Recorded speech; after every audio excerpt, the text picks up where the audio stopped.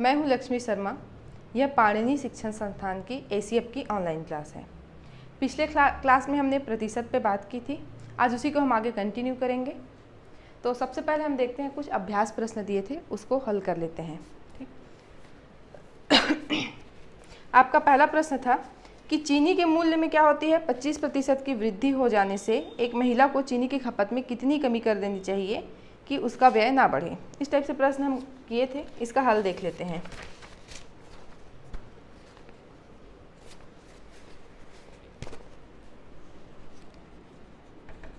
खपत में कमी बराबर थी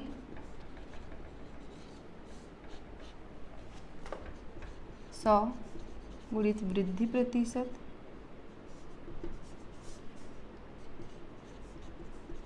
यही था हमारा। खपत में कमी बराबर, तो कितना कमी करना पड़ेगा निकाल लेते हैं।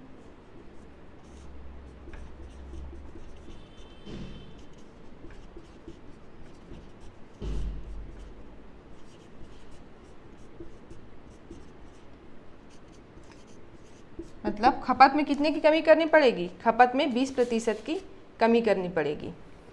ठीक।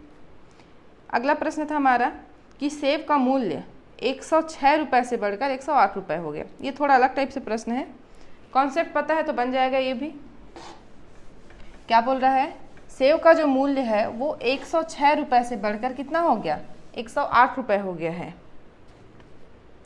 तो खपत में कितने प्रतिशत की कमी करनी चाहिए ताकि उसके मद पर खर्च ना बढ़े। देखिए यहाँ पे क्या है, प्रतिशत में नहीं दिया है कि इतने प्रतिशत की वृद्धि हो रही है। यहाँ पे आपको दिया है कि पहले क्या हो रहा था, 106 रुपये में 1 केजी मिलता था, अब क्या हो रहा है, 108 रुपये में 1 केजी मिल रहा है। ठीक। तो अब हमको देखना है कि हमको अपने खपत में कितनी कमी करनी है ताकि जो भी मद व्यय है वो ना बढ़े। मतलब पहले भी 106 रुपये में लेते थे, अब भी 106 रुपये में लेंगे, लेकिन क्या करेंगे, अब इसको कम करना है। तो वो कितना कम करना है, और जितना भी कम करना है उसको क्या प्रतिशत में बताना है। तो देखिए, जैसे हम कल किए थे वाला क्वेश्चन कि मूल्य में इतने प्रतिशत की वृद्धि हो जाती है, तो क्या करते थे कि 100 रुपये में 1 केजी, फिर जितने की वृद्धि हुई इतने रुपये में 1 केजी, फिर दोनों को क्या करते थे, इस रेट को बराबर करके निकालते थे। उसको इसको भी वैसे ही बनाएंगे। 108 रुपये में कितना मिल रहा है, 1 केजी मिल रहा है। तो मूल्य बढ़ जाने के बाद 106 रुपये में कितना मिलेगा हमको, 1/108 गुणित 106, इतना ही मिलेगा।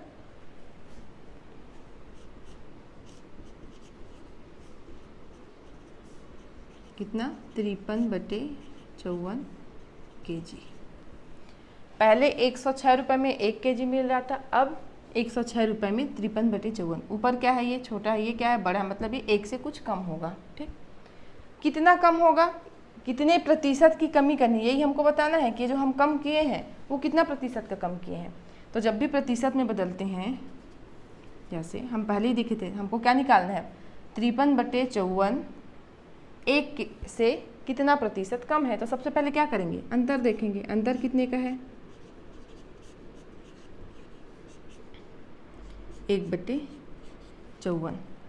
1/54 हमको क्या करना पड़ेगा, 1/54 केजी हमको कम लेना पड़ेगा।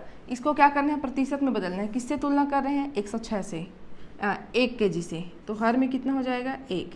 ये कितना हो जाएगा, 1/54 गुणित 100। तो कितना हो गया ये, 100/54।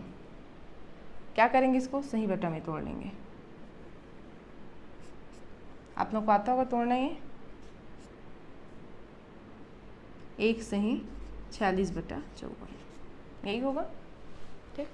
तो क्या करना पड़ेगा, खपत में 1 सही 46/54 प्रतिशत की कमी करनी पड़ेगी। ठीक। अगला प्रश्न देख लेते हैं। किसी परीक्षा में सफल होने के लिए 80% अंक चाहिए। यदि उसने 210 अंक प्राप्त किए तथा वह 50 अंकों से असफल हो गया तो पूर्णांक क्या है। किए हैं इस प्रकार का प्रश्न।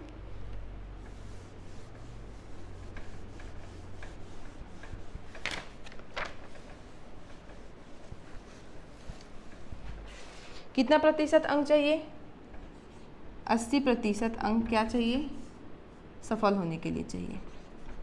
लेकिन क्या होता है, एक व्यक्ति 210 नंबर प्राप्त करता है और कितने अंक से असफल हो जाता है? 50 अंकों से असफल हो जाता है। मतलब यदि उसको 50 अंक मिल जाते तो क्या हो जाता, वो सफल हो जाता।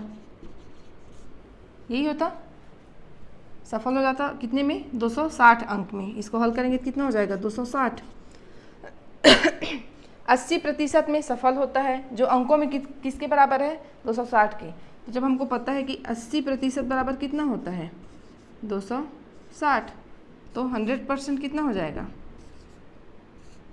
260 80 गुणित 100, यही होगा।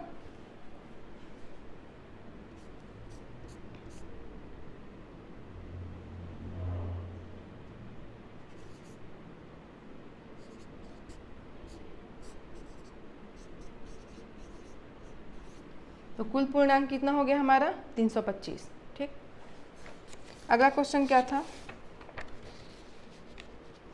एक परीक्षार्थी को परीक्षा में 30% अंक प्राप्त होते हैं और वह क्या होता है? 50 अंकों से असफल हो जाता है। दूसरा परीक्षार्थी क्या है? 320 अंक प्राप्त करता है और वह भी क्या है? 30 अंकों से असफल हो जाता है। एक एक लाइन करते जाना है जो बोलते गया है। सबसे पहले क्या बोला है? 30 अंक प्राप्त होते हैं। मान लेते हैं कुल कितना है? x है, तो उसको x का कितना प्रतिशत मिला? 30% मिला। और वह कितने अंकों से असफल हुआ? 50 अंकों से। यदि उसको 50 अंक मिल जाते तो क्या हो जाता? वो सफल हो जाता। ये पहला हो गया हमारा। वहीं पे बोल रहा है कि दूसरा परीक्षार्थी है, उसको कितना मिला है? 320 अंक प्राप्त हुए हैं। यहाँ पे सीधा क्या किया है? अंक बता दिया है। 320 अंक उसको प्राप्त हुए हैं, लेकिन क्या होता है? वह भी असफल हो जाता है। कितने नंबर से? 3 अंकों से। तो क्या करेंगे? यदि इसमें हम 30 अंक जोड़ दिए तो क्या हो गया? ये भी सफल हो जाएगा। ये भी क्या है? सफलता का अंक है। ये भी क्या है? सफल अंक है। तो क्या होंगे? दोनों आपस में बराबर होंगे। तो हम यहाँ पे लिख सकते हैं 320 धन 30, यही होगा। क्योंकि क्या है? पहले वाले को कितना मिला है? 30% मिला और वह 50 अंकों से असफल हुआ। मतलब यदि 50 अंक इसमें जोड़ दिए तो क्या है? उसकी सफल होने के लिए जितने नंबर चाहिए वही नंबर है ये। और वैसे ही यहाँ पे भी 320 नंबर उसको मिले हैं, लेकिन वो कितने अंकों से असफल हुआ है? 30 अंकों से। यदि इसमें भी 30 जोड़ लेंगे तो भी क्या हो जाएगा? सफल हो जाएगा। तो ये दोनों आपस में क्या होंगे? बराबर होंगे।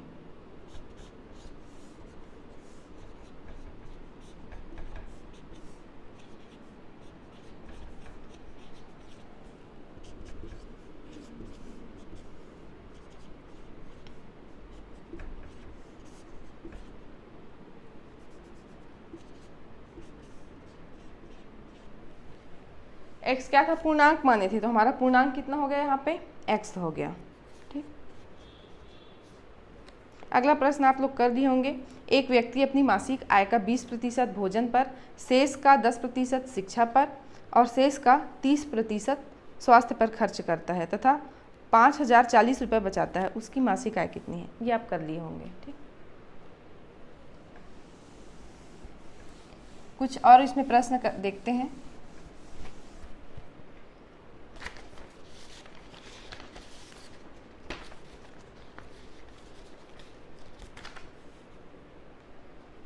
अगला प्रश्न देखते हैं। एक चुनाव में 2 उम्मीदवार थे। एक उम्मीदवार को कुल मत का 41% मत प्राप्त हुआ तथा 580 मतों से हार गया। एक चुनाव में क्या है? 2 उम्मीदवार हैं। पहला मान लिए, दूसरा मान लिए। कुल मत कितना था हमको नहीं पता। हमको इतना पता है कि इसको कितना मिला? 41% प्राप्त हुए। और दूसरे को कितने मिलेगा? जब इसको कितना मिल गया है? 41%, तो दूसरे को कितना मिल गया है? 59%। फिर बोला है कि 5580 मतों से हार गया। कौन हार गया? ये। इसका मतलब है कि इन दोनों के मतों में कितने का अंतर है? 5680। इतने मतों का अंतर है, क्योंकि ये क्या हुआ है? इससे 5680 मत से हारा है। मतलब इन दोनों के मत में कितने का अंतर है? 5680 मत का अंतर है। लेकिन इनके मतों को हमको किस में दिया है? प्रतिशत में दिया है। इनके मतों के प्रतिशत का अंतर कितना है, यही अंतर है। ठीक, कितने का अंतर है, 18% का अंतर है। प्रतिशत में कितना है, 18%। मतों की संख्या में कितना है, 5680 है। इसका मतलब है कि 18% बराबर कितना होगा, 18% बराबर हो जाएगा 5680 होगा। हमको क्या निकालना है, 100% निकालना है। जब हमको 18% पता है तो हम क्या कर सकते हैं, 100% भी निकाल सकते हैं। 100% क्या होगा, ये कुल मत हो जाएगा।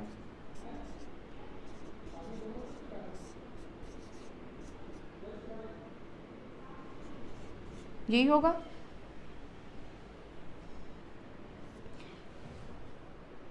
इतना ही है।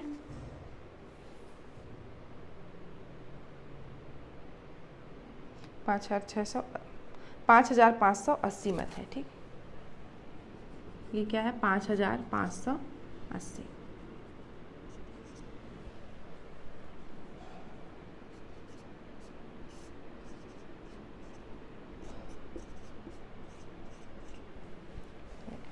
क्या किए हैं कि हमको बोला गया है कि कुल मत का 41% पहले को प्राप्त हुआ है और वह 5580 मतों से हार गया है। जब इसको 41 मिला है तो इसको कितना मिलेगा, 59% मिलेगा। इनके मतों का प्रतिशत का अंतर कितना है होगा, 18% होगा। लेकिन हमको क्या क्या है, इनके मतों का अंतर जो है क्या दिया है, मतों की संख्या में दिया है, वो कितना है, 5580 है। इसका मतलब है कि 80% किसके बराबर है, 5580 के बराबर है। तो जब 18% जो है 5580 के बराबर है तो 100% क्या होगा, उसका कुल मत होगा। तो हम यहाँ से क्या कर सकते हैं, 100% निकाल सकते हैं। ठीक,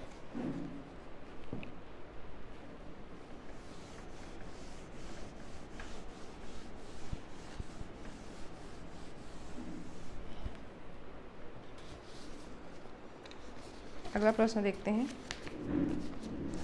एक चुनाव में 2 उम्मीदवार थे। एक उम्मीदवार ने कुल वैध मतों का, यहाँ पे एक शब्द होता है वैध मत, ठीक, इसको ध्यान देना है। कुल वैध मतों का 55% मत प्राप्त किया तथा 20% मत अवैध घोषित किए गए।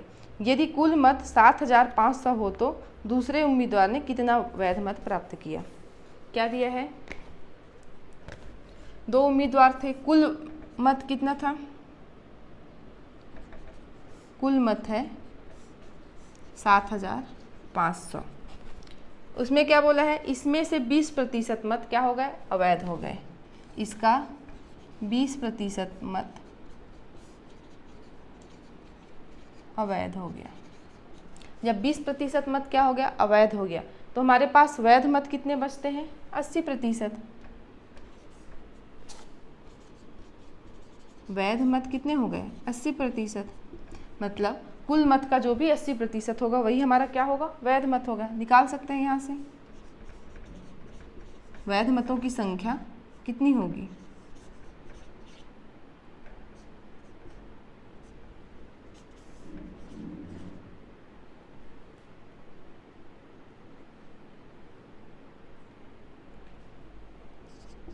छः 6000 होगी।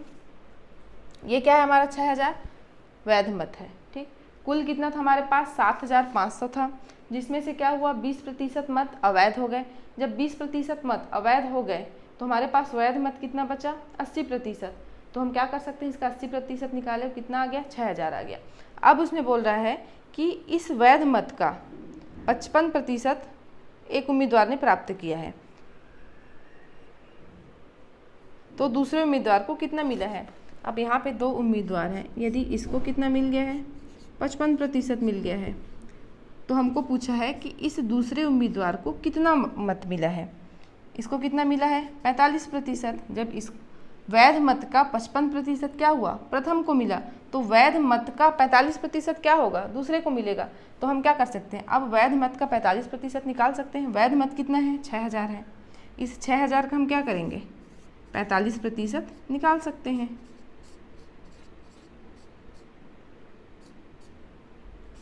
यही हमारा क्या हो जाएगा,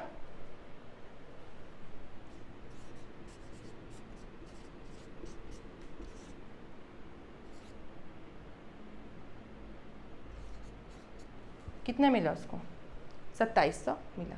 ठीक हो गया, ये बन जाएंगे ऐसे प्रश्न।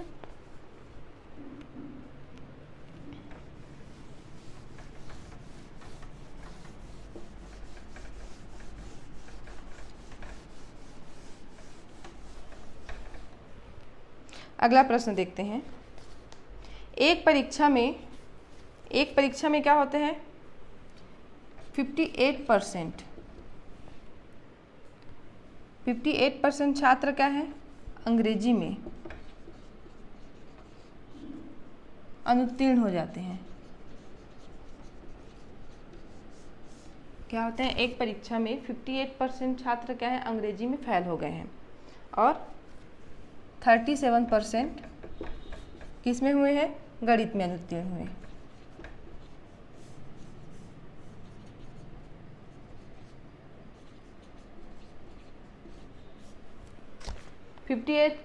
अंग्रेजी में, 37% गणित में अनुत्तीर्ण हुए और 19% क्या है दोनों में अनुत्तीर्ण हुए।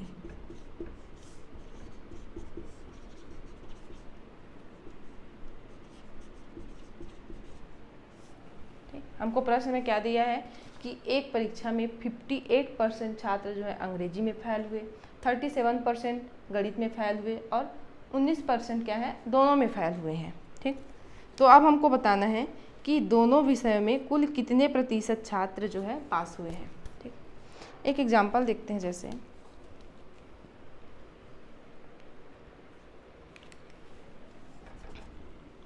यदि 10 लोग हैं,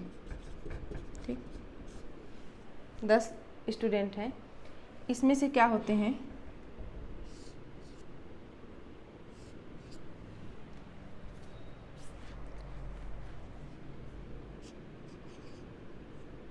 5 लोग क्या हुए हैं, अलग से नाम लेते हैं।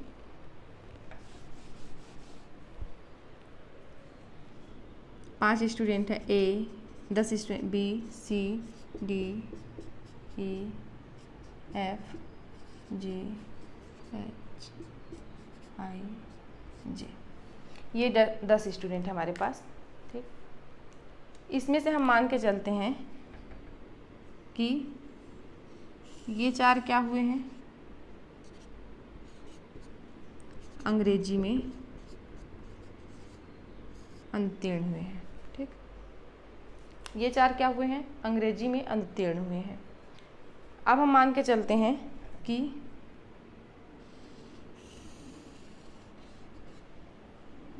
ये 5 क्या हुए हैं गणित में अनुत्तीर्ण हुए हैं। यही होगा, ये क्या हुए हैं अंग्रेजी में अनुत्तीर्ण हुए हैं, ये क्या हुए हैं गणित में अनुत्तीर्ण हुए हैं। कितने प्रतिशत हुए हैं, 10 में से 4 लोग हुए हैं, मतलब क्या हुए हैं 40% हमारे। 10 में से 4 लोग हुए मतलब 40% लोग क्या हैं अंग्रेजी में अनुत्तीर्ण हुए हैं। और कितने लोग हैं 1 2 3 4 5 मतलब 50% क्या हैं गणित में अनुत्तीर्ण हुए। अब देखिए यहाँ पे 2 स्टूडेंट कौन से सी और डी क्या हैं दोनों में अनुत्तीर्ण हुए हैं। इसका मतलब है कि 20% लोग क्या हैं दोनों में अनुत्तीर्ण हैं। यही हो रहा है, आसान है। थोड़ा सा कॉन्सेप्ट समझ जाएंगे तो क्या होगा, इसको बनाने में ज़्यादा आसानी होगी, कभी भूलेंगे नहीं यदि इसको समझ गए तो अब हम क्या करते हैं, अब हमको पूछ रहा है कि कुल कितने प्रतिशत छात्र जो हैं उत्तीर्ण हुए हैं। कितने लोग हुए हैं उत्तीर्ण, ये हमको दिख रहे हैं 40% लोग। इसको निकालना है क्योंकि क्या है यहाँ पे हमारे पास 10 लोग हैं, हम लिख के निकाल के बना लिए, लेकिन वहाँ पे क्या है संख्याएं दी नहीं हैं। अब हमको क्या करना है, देखिए कुल कितने प्रतिशत लोग क्या हुए हैं उत्तीर्ण हुए, इसके बारे में हमको पूछा है। ठीक, अब देखते हैं कितने लोग हुए हैं, 4 लोग अंग्रेजी में अनुत्तीर्ण हुए, 5 लोग गणित में अनुत्तीर्ण हुए, तो कुल कितने लोग अनुत्तीर्ण हुए। हम डायरेक्ट 4 × 5 = 9 लिख सकते हैं क्या, नहीं लिख सकते। क्यों नहीं लिख सकते, इसको देखते हैं। देखिए इस 4 में कौन कौन शामिल है, A + B + C + D, यही शामिल है। प्लस इस 5 में कौन शामिल है, C plus D plus E plus F plus G. हमारे पास सिर्फ इतने लोग हैं ना, ये जी तक है पूरा, तो पास कितने हैं 30% है। C plus D plus E plus F plus G, इतने लोग क्या हुए हैं, अनुत्तीर्ण हुए हैं। अब यदि हम डायरेक्ट क्या करते हैं, 4 धन 5 कर रहे हैं, देख रहे हैं अंग्रेजी में कितने लोग 4 लोग हुए हैं, गणित में कितने लोग हुए हैं 5 लोग हुए हैं, तो हम बोल सकते हैं कुल अनुत्तीर्ण कितने 4 धन 5 हुए हैं। लेकिन यहाँ पे देखिए सी और डी यहाँ पे एक बार काउंट हो चुके हैं और सी और डी यहाँ पे भी क्या हुए हैं, एक बार काउंट हो चुके हैं। यही बोला है 20%, मतलब 20% मतलब कितना, यहाँ पे 4 लोग, यहाँ पे 5 लोग और ये 2 लोग, यही होता है 20% मतलब 2 लोग। ये देखिए सी डी यहाँ पे भी है, सी डी यहाँ पे भी है, मतलब 2 लोग क्या हैं, 2 बार काउंट हो रहे हैं। तो हम क्या हो रहे हैं, हमको निकालना है कि कुल कितने लोग अनुत्तीर्ण हो रहे हैं। यदि हम डायरेक्ट जोड़ के लिख दिए 4 धन 5 बराबर 9 लोग अनुत्तीर्ण हो रहे हैं, लेकिन 9 लोग अनुत्तीर्ण नहीं हो रहे हैं। क्यों नहीं हो रहे, क्योंकि सी और डी को हमको कितने बार काउंट करना है, एक ही बार काउंट करना है। लेकिन इन दोनों को जब हम डायरेक्ट ऐड करते हैं तो क्या होता है, सी डी यहाँ पे भी एक बार काउंट हो जाएगा और सी डी यहाँ पे भी काउंट हो जाएगा। इसीलिए जितने लोग दोनों में क्या हुए हैं, असफल हुए हैं, उसको यदि हम माइनस कर दें, 2 कर दिए माइनस, देखिए सी डी कितने बार हुआ है, हमको एक बार सी डी को तो काउंट करना ही है, लेकिन यहाँ पे जो ये सी और डी क्या हो रहा है, 2 एक्स्ट्रा काउंट हो रहा है, उसको हम क्या कर दिए, माइनस कर दिए। मतलब जितने लोग क्या हुए हैं, दोनों में असफल हुए हैं, क्योंकि ये दो क्या, जो 2 लोग हैं क्या है, ये लोग 2 बार काउंट हो रहे हैं, एक बार यहाँ पे काउंट हो रहे हैं, एक बार यहाँ पे काउंट हो रहे हैं, इसीलिए उसको हम क्या कर देते हैं, माइनस कर देते हैं। तो कितना हो गया हमारा, 4 धन 5 माइनस 2 बराबर 7, इतना हो गया। इसका मतलब है क्या है कि 7 लोग क्या हैं, कुल 10 में से 7 लोग क्या हुए हैं, अनुत्तीर्ण हुए हैं। इसका मतलब उत्तीर्ण कितने लोग हुए हैं, 3 लोग हुए हैं। आ गया भाई, इसी कॉन्सेप्ट पे ये बनता है हमारा। परसेंट हमेशा कितना होता है, 100% होता है। उसमें से दे दिया है कि 58% क्या हुआ हमारा, अंग्रेजी में हो गया, और 37 क्या है, गणित में हो गया। लेकिन इसमें से 19% ऐसे हैं जो दोनों में क्या हुए हैं, अनुत्तीर्ण हुए हैं। मतलब ये जो 19% है वो इसमें भी काउंट हो रहा है और ये 19% इसमें भी काउंट हो रहा है। इस 19% को हमको सिर्फ कितने बार काउंट करना है, एक बार काउंट करना है, लेकिन यहाँ पे क्या हो रहा है, 2 बार काउंट हो रहा है, इसीलिए उसको क्या करेंगे, एक बार माइनस कर देंगे। ठीक, इसको क्या करेंगे, एक बार माइनस कर देंगे। अब इसको हल कर लेंगे तो कितना आ जाएगा, ये हमारा 76%। इसका मतलब है कि अनुत्तीर्ण कितने लोग हो रहे हैं,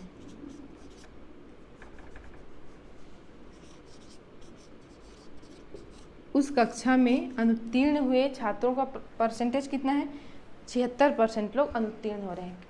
समझ में आ रहा है ये। 58% लोग अंग्रेजी में हुए, 37% लोग क्या हुए, गणित में हुए, और 19% लोग क्या है जो दोनों में हुए हैं। तो हम देख लिए कि 58 प्लस 37 के, लेकिन हम देख रहे हैं कि इसमें से 19% ऐसे हैं जो दोनों में काउंट हो रहे हैं। मतलब ये जो 19% है वो क्या हो रहा है, 2 बार काउंट हो जा रहा है, लेकिन हमको करना कितने बार है, एक ही बार, इसीलिए एक 19 को हम क्या किए, माइनस कर दिए। हमारे पास कितना बचा, 76% बचा। ठीक, तो जब 76% स्टूडेंट क्या हो रहे हैं, यहाँ पे अनुत्तीर्ण हो रहे हैं, तो उत्तीर्ण कितने हो जाएंगे, कितना होता है, 100% होता है, तो 100 माइनस 76 कर देंगे, तो कितना हो गया हमारे पास, 24%। ठीक है, ये एक बार देख लीजिएगा।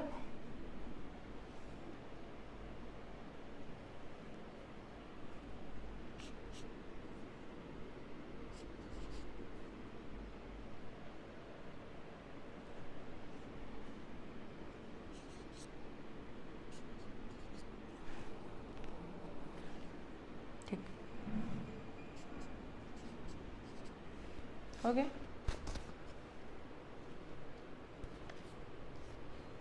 अगला प्रश्न देखते हैं।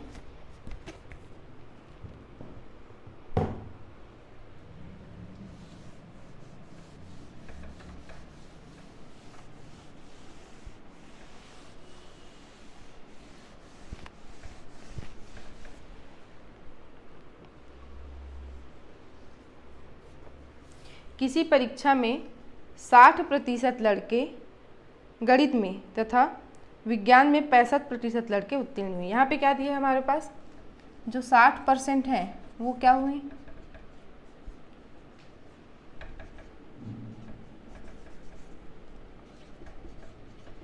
गणित में उत्तीर्ण हुए हैं। ये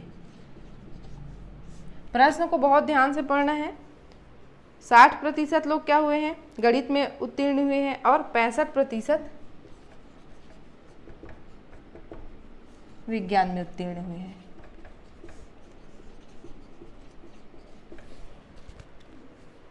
जबकि दोनों विषय में क्या हुए हैं, 30% लड़के अनुत्तीर्ण हुए हैं।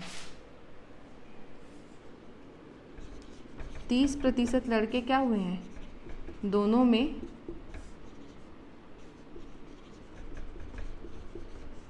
अनुत्तीर्ण हुए। ठीक, यदि परीक्षा में कुल 600 लड़के बैठे तो कुल कितने लड़के उत्तीर्ण हुए। अब हम क्या कर सकते हैं, दोनों में कितने अनुत्तीर्ण हुए हैं ये हमको पता है।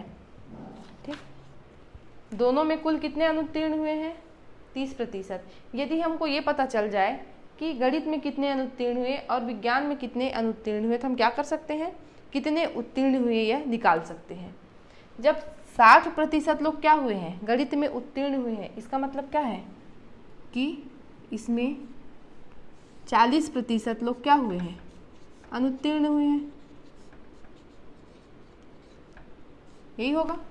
और जब यहाँ पे 65% लोग क्या हैं, विज्ञान में उत्तीर्ण हो रहे हैं, इसका मतलब है कि 35% लोग विज्ञान में अनुत्तीर्ण हुए हैं। इससे पहले जैसे प्रश्न किए थे वैसे ही हो गया। देखिए 40% हमारा क्या हो गया है, गणित में अनुत्तीर्ण हो गया, और 35% क्या है हमारा, विज्ञान में अनुत्तीर्ण हो गया, और 30% क्या है, दोनों में अनुत्तीर्ण हुए हैं। तो अब हम क्या कर सकते हैं, हमारे पास कितने लोग उत्तीर्ण हुए इसको हम निकाल सकते हैं। कैसे निकालेंगे, इससे पहले जैसे किए थे।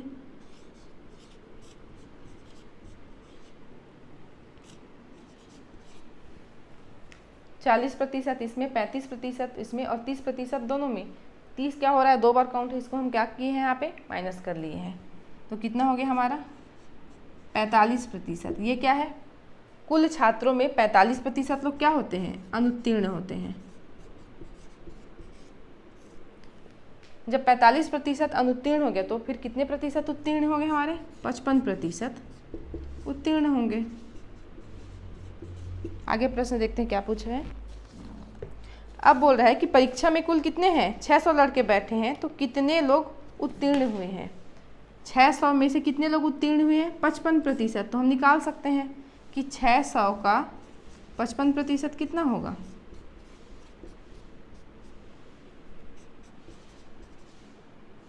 330। ठीक, तो कितने लोग उत्तीर्ण हुए हैं, कुल 330 लोग उत्तीर्ण हुए हैं। बन जाएंगे ऐसे प्रश्न।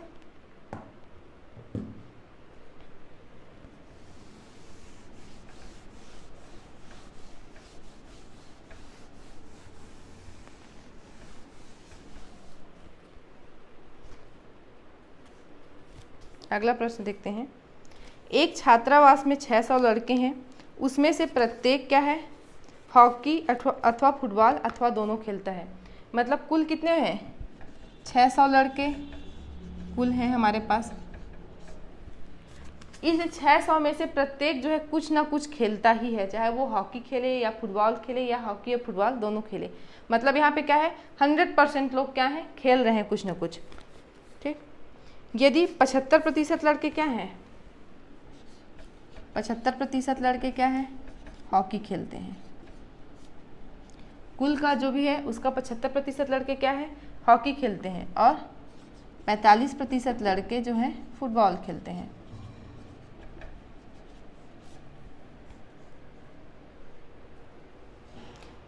तो कितने प्रतिशत विद्यार्थी हैं जो दोनों खेलते हैं।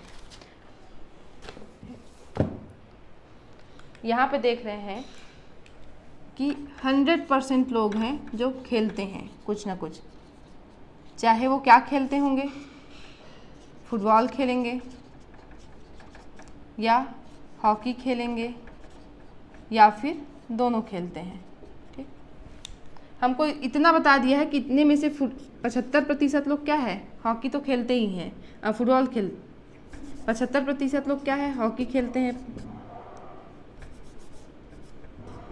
और 45% क्या है, फुटबॉल खेलते हैं।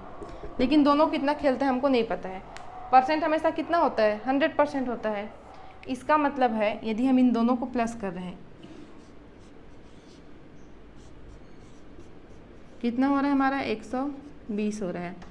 ठीक, इसमें कुछ ऐसे लोग भी हैं जो क्या हो रहे हैं, हॉकी खेलते हैं। इसमें कुछ ऐसे लोग भी हैं जो फुटबॉल खेलते हैं। ये जो 45 है, ये नहीं बोला है कि केवल फुटबॉल खेलता है, इतना पता है कि वो फुटबॉल खेलता है, साथ में हॉकी भी खेल सकते हैं।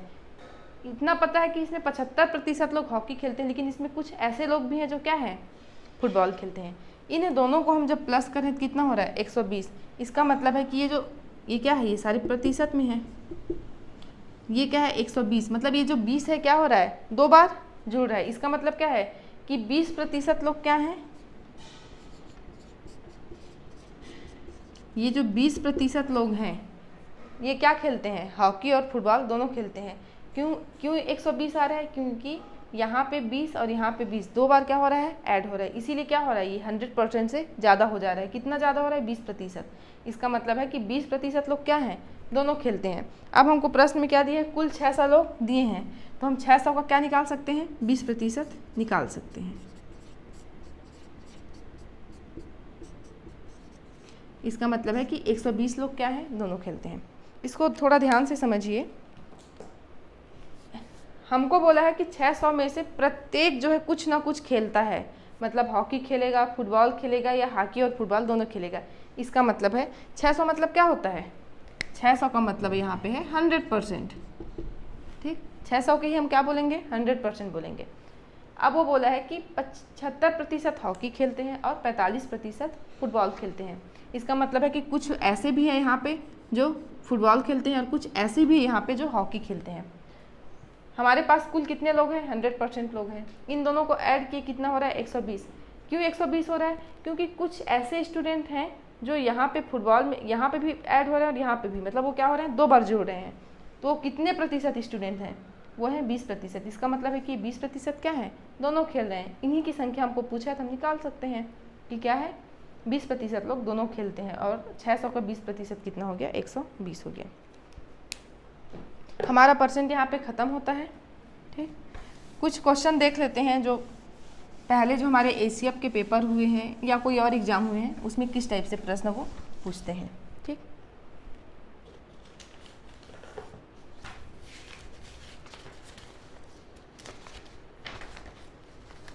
बाकी और क्वेश्चन आप निकालिएगा। इससे पहले CG व्यापम या CG PSC ACF जितने भी एग्ज़ाम होते हैं उसमें प्रतिशत से कैसे कैसे प्रश्न पूछे हैं। ठीक, जैसे क्रिकेट बैट की कीमत क्या कर दी, आधी कर दी। क्वेश्चन है, क्रिकेट बैट की कीमत आधी घटा दी जाती है तथा परिणामी कीमत को दोबारा 10% घटा दिया जाता है, तो अंतिम कीमत प्रारंभिक कीमत का कितना प्रतिशत होगा। देखिए, प्रश्नों को यही है समझना है पढ़ के। अब ऐसा लगेगा कि ऐसा प्रश्न तो हम किए ही नहीं हैं, लेकिन ऐसा प्रश्न हम किए हैं कि जब किसी भी मूल्य में पहले क्या हो, कुछ कमी हो। याद कीजिए, हम ये वाला किए हैं, वृद्धि या कमी हो, प्लस वृद्धि या कमी हो, प्लस प्रथम वृद्धि या कमी गुणित द्वितीय जो भी वृद्धि या कमी होगी बटे 100। यहाँ पे बस बोले थे कि अगर वृद्धि होगा तो क्या होगा, धनात्मक होगा, और कमी होगा तो क्या होगा, ऋणात्मक होगा। अब प्रश्न को ध्यान से पढ़िए, जिसमें बोल रहा है कि क्रिकेट बैट की कीमत आधी घटा दी गई। पहले क्या हुआ, जो भी उसका कीमत था उसको क्या किए, आधा घटा दिया गया, तथा परिणामी कीमत मतलब जब आधा घटाए उसके बाद जो बचता है उसको फिर से क्या करते हैं, 10% घटा दिया जाता है। तो अंतिम कीमत प्रारंभिक कीमत का कितना प्रतिशत होगा। इस फॉर्मूले से हम बना सकते हैं। देखिए, सबसे पहले क्या हुआ, आधा घटाया मतलब कितना प्रतिशत घटाया, 50% घटा दिया। घटा रहा है तो क्या हो जाएगा, कमी हो रहा है यहाँ पे तो ऋणात्मक हो जाएगा। दोबारा क्या किया, 10% फिर घटा दिए तो ये भी हो गया।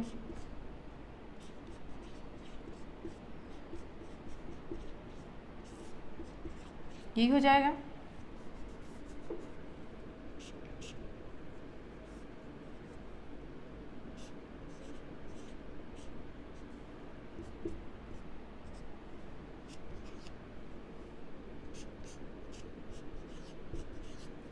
ऋण 55 आ रहा है, इसका मतलब क्या हो रहा है कि 55% की प्रारंभिक मूल्य जो भी था, इस बैट का प्रारंभिक मूल्य जो भी था उसमें कितने प्रतिशत की कमी आ गई है? 55% की कमी आ गई है। लेकिन प्रश्न में क्या बोला है? प्रारंभिक कीमत का कितना होगा? प्रारंभिक कीमत से उसमें कितने की कमी आ गई? प्रश्न का लास्ट बहुत ध्यान से पढ़ना है। इस फार्मूले में हम यहाँ तक तो किए हैं। हम क्या होता था, हम जब प्रश्न हल करते थे वहाँ पे सीधे सीधे पूछता था कि प्रारंभ से कितने प्रतिशत की कमी आई है। तो प्रारंभ में जो भी था उसमें कितने प्रतिशत की कमी आई है? 55% की कमी आई है। लेकिन यहाँ पे प्रश्न में क्या पूछा है कि कितने प्रतिशत होगा, प्रारंभिक कीमत का कितना प्रतिशत होगा। तो प्रारंभिक कीमत से 55% की कमी आई है, मतलब कितना? प्रारंभिक कीमत का कितना प्रतिशत शेष रह गया? 45%। यही होगा। आपको ऑप्शन में दोनों देगा, वहाँ पे क्या गलती होगी? हम ऐसा प्रश्न हल किए हैं जिसमें क्या होता था, सीधे सीधे पूछता था कि प्रारंभिक कीमत का कितना प्रतिशत कमी आता है, प्रारंभिक कीमत से कितने प्रतिशत की कमी आती है? 45% की कमी आती है, ये तो 55% की कमी आती है, ये ठीक है। लेकिन आखिरी में पूछा है कि प्रारंभिक कीमत का कितना प्रतिशत होगा। यदि 55% की कमी आ रही है मतलब कितना होगा? यदि पहले सामान क्या होता था, 100 रुपये में मिलता था, मान लेते हैं कि प्रारंभ में बैट क्या हो रहा है, 100 रुपये में मिल रहा है। जब ये सब होता है कि पहले आधा होता है, फिर उसमें 10% की कमी आती है, तो क्या हो रहा है, उसके रेट में 55% की कमी आ रही है। 55% की कमी आई, इसका मतलब है कि अब कितने में मिल रहा है? वो 45 रुपये में मिल रहा है। 100 में 55 रुपये की कमी आई तो कितने में मिल रहा है? 45 रुपये में मिल रहा है। तो ऑप्शन में क्या करेगा, आपको 55 भी देगा, 45 भी देगा।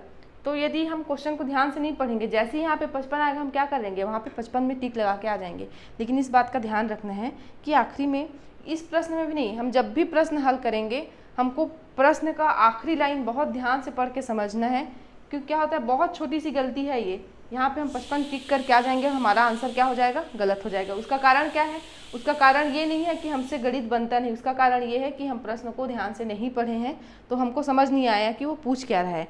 जबकि हमको पता है यहाँ पे पूछा है कि प्रारंभ में जितना था उसमें कमी आई है, नहीं पूछ रहा है प्रारंभ का कितना रह गया है।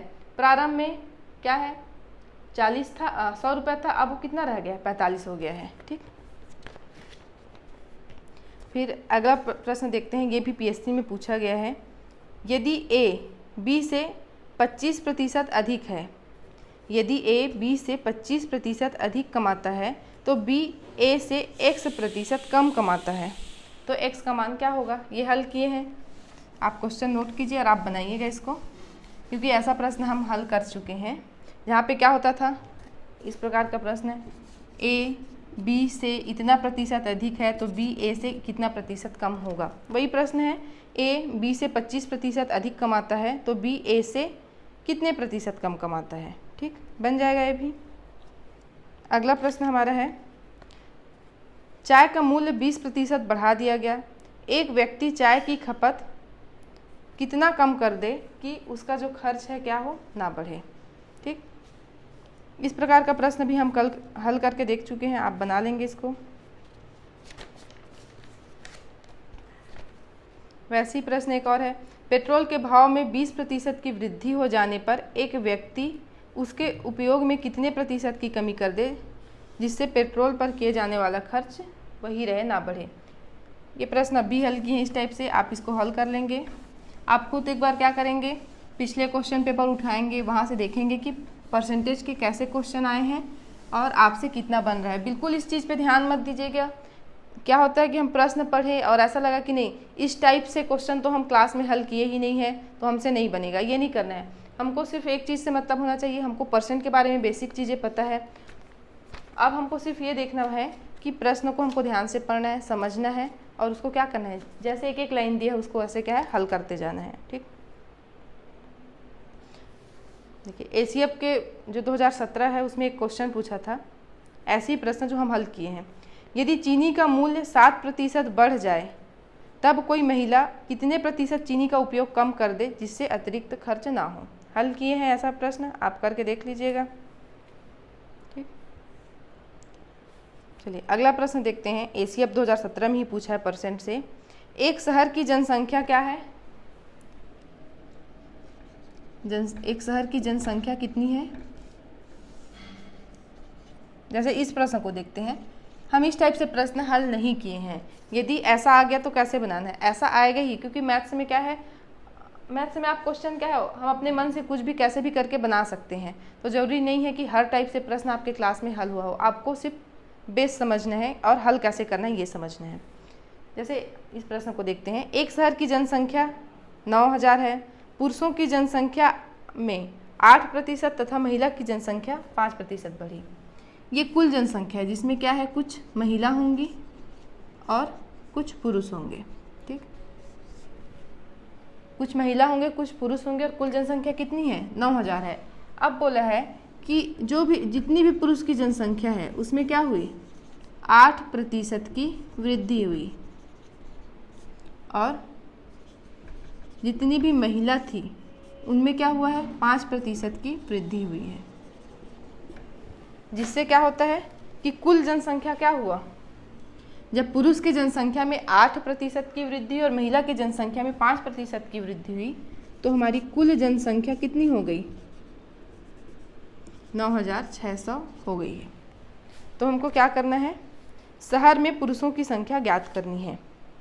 देखिए ये हमको पता है कि 9000 जनसंख्या तो है, लेकिन इसमें कितने महिला और कितने पुरुष हैं नहीं पता। यदि हमको पता होता है कितने महिला, ये तो पूछा ही है कितने पुरुष हैं, ठीक, लेकिन हमको पता है कि जब यहाँ पे पुरुषों की संख्या में 8% की वृद्धि और महिला की संख्या में 5% की वृद्धि होती है तो कुल जनसंख्या कितनी बढ़ जाती है, 9600 बढ़ती है। ठीक, अब देखते हैं, यदि हम मान लेते हैं कि पुरुष कितने हैं हमारे पास, x है, पुरुष की जनसंख्या, इस 9000 में से x क्या है, पुरुष है, तो महिला कितनी हो जाएंगी, 9000 ऋण x, ये हमारे पास महिला होंगी। पुरुष कितने हो गए, x हो गए, तो यदि हम इसमें से पुरुषों की संख्या घटा देंगे तो क्या बच जाएंगी, महिला बच जाएंगी। अब बोला है कि पुरुष की जनसंख्या में क्या हुई है, 8% की वृद्धि हुई है। ठीक, पुरुषों की जनसंख्या में क्या हुई है, 8% की वृद्धि हुई है। तो कितना हो जाएगा, अब पुरुष की संख्या कितनी हो जाएगी, 108/100 यही होगा। और महिला की संख्या में क्या हुआ है, 5% की वृद्धि हुई है, तो ये कितना हो जाएगा, महिला की जनसंख्या कितनी है, 9000 ऋण x है। क्वेश्चन नोट कर लेंगे, इसको मिटा देते हैं।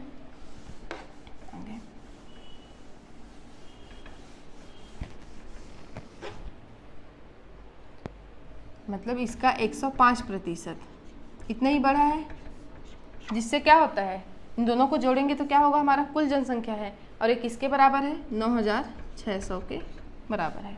बस इतना करना है, क्वेश्चन पढ़ के इतना करना बनना चाहिए।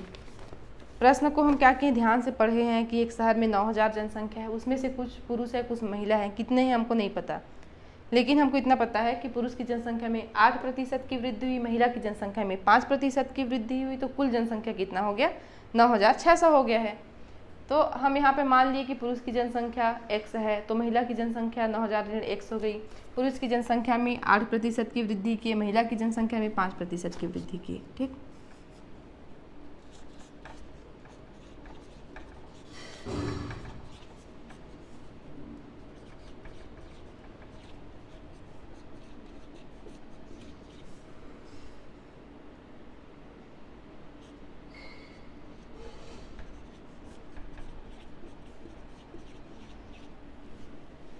यहाँ पे भी क्या है, चर राशि, यहाँ पे भी चर राशि, बीज है यहाँ पे भी है यहाँ पे भी, तो हम क्या करेंगे, इन दोनों को एक साथ कर लेंगे।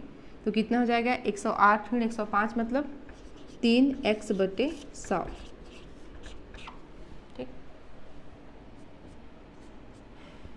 यही हो जाएगा हमारा।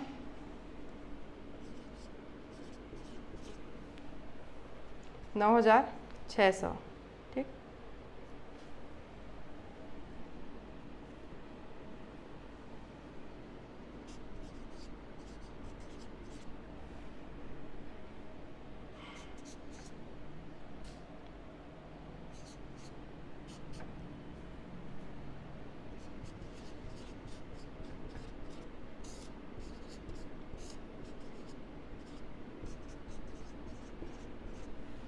आ गया।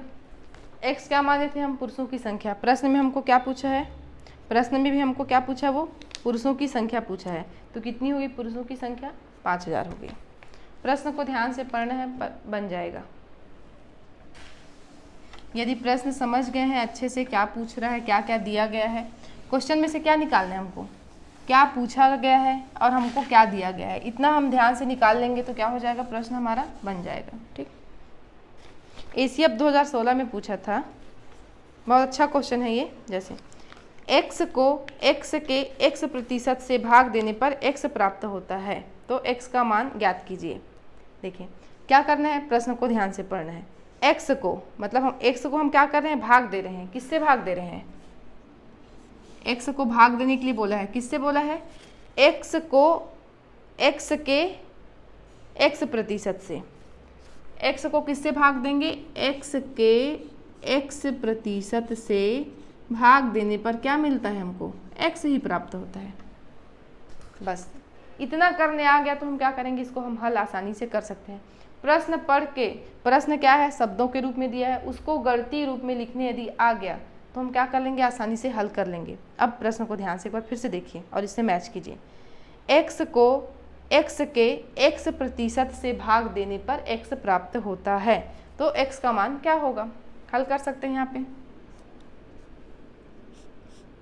ये x/100 है तो क्या हो जाएगा, ये 100/x हो जाएगा, बराबर क्या है, x। तो 100 बराबर क्या हो गया हमारा, x का वर्ग हो गया। तो x बराबर कितना आ गया, 10। करके देख लीजिए। 10 को किससे भाग देना है? 10 के 10% से भाग देते हैं तो कितना मिला, 10 मिला। तो आंसर क्या हो गया हमारा, 10 हो गया। हमारी प्रतिशत की क्लास यहाँ पे ख़त्म होती है।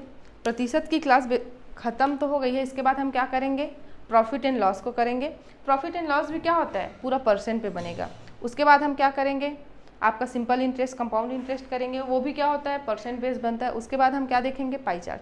ये सारे क्या हैं, हमारे परसेंट से बनते हैं। इनको हम एक साथ ख़त्म कर लेंगे। ठीक, चलिए आगे नेक्स्ट क्लास में मिलते हैं और प्रॉफिट लॉस से वहाँ पर हम शुरू करेंगे।